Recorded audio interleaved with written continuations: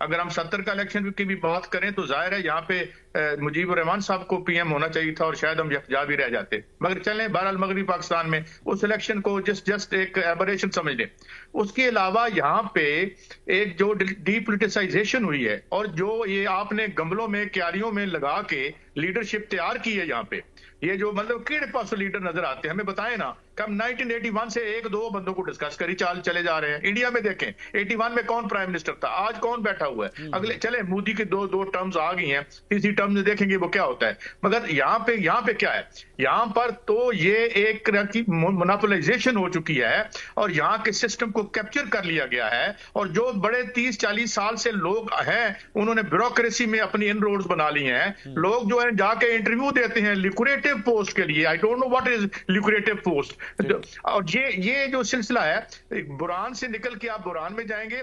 मगर एक बात समझ लें हम, वो ये कि ये जो तकल्लुफ था ना आइन का और ह्यूमन राइट्स का, अब जो आज की रूलिंग इशराफिया है ये कुछ अफोर्ड करती मुझे नजर नहीं आती। क्योंकि इसकी मौजूदगी में मुस्बत रिजल्ट नहीं निकलेंगे और मुस्बत रिजल्ट हम जियाउल हक के दौर से निकाल रहे हैं और जो निकल रहे हैं वो आपके सामने है। जी मंसूर, मुस्बत रिजल्ट, मुझे मुस्बत रिजल्ट से मुस्बत रिपोर्टिंग याद आ गई एकदम। लेकिन जो सईद साहब ये फरमा रहे थे कि जी क्यारियों और गमलों में लीडरशिप जो है बनाई गई है जिसकी वजह से आज ये हो रहा है, तो क्यारियों और गमलों में तो सिर्फ 1980 से नहीं, ये कहानी तो फिर काफ़ी आगे चली जाती है। अब सईद साहब हमारे दोस्त हैं, मैं रिस्पेक्ट करता हूं उनसे।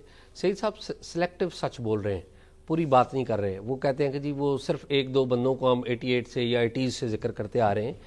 देखिए जो पॉलिटिकल लीडर्स हैं वो तो with the passage of time उन्होंने इवॉल्व किया, लर्न किया और उन्होंने, हमने देखा कि जब पॉलिटिकल क्राइसिस आते रहे 80s में 90s में पर्टिकुलरली, और उसके बाद वो 2006 में आके चार्टर ऑफ डेमोक्रेसी भी साइन करते हैं। आके प्रॉब्लम कहाँ से शुरू हुई?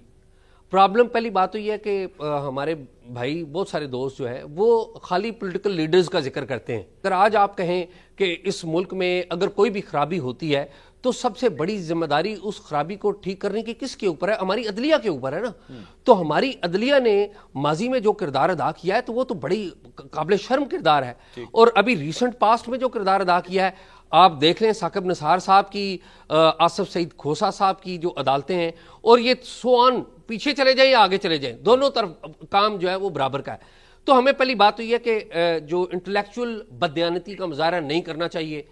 इन लोगों को एक्चुअल जो जिम्मेदार हैं वो ये लोग हैं जिनको बुरा कहना चाहिए। अब आ जाते हैं जो कह रहे हैं कि हम एक दो लीडर्स को बुरा भला कहते हैं या एक दो लीडर्स को डिस्कस करते हैं।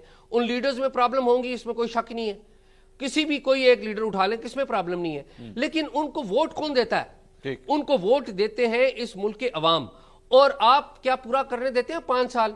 आप या तो मिलिट्री कू कर देते हैं या फिर आपके 3-4 जज बैठते हैं या फुल कोर्ट लगाते हैं, वो उठा के प्राइम मिनिस्टर को बाहर फेंक देते हैं। तो ये हम आधा सच क्यों बोलते हैं?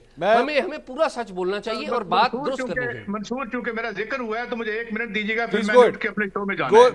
बात ये 1 मिनट, सिर्फ 1 मिनट।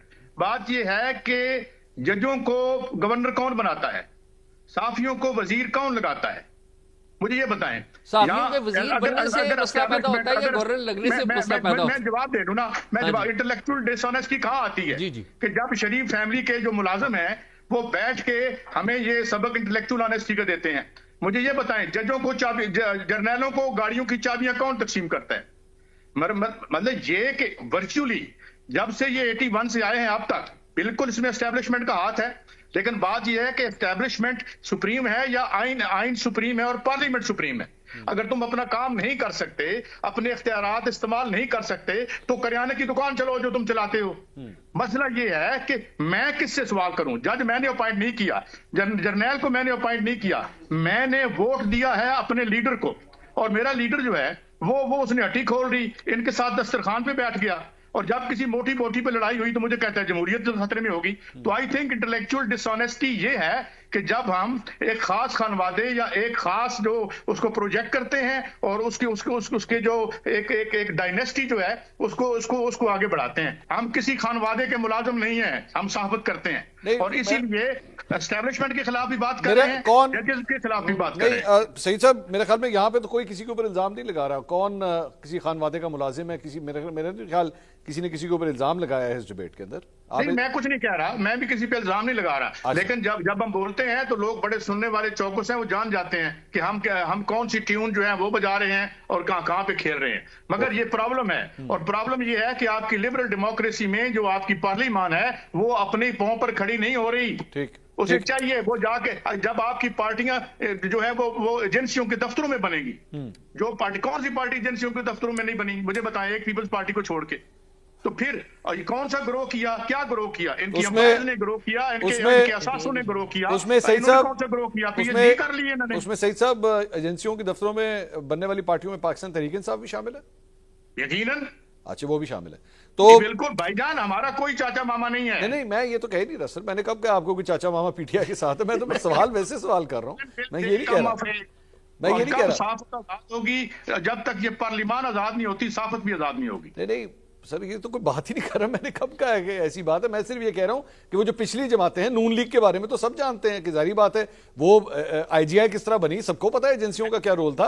मैं तो सिर्फ जमात को छोड़ दें जो प्री पार्टीशन बनी थी और इंडिया में बनी थी, और एक पीपल्स पार्टी को छोड़ दें, इसको अलावा छोड़ के तमाम पार्टियां जो है ये लाहौर में बनी थी डॉक्टर मुबशर हसन के घर में,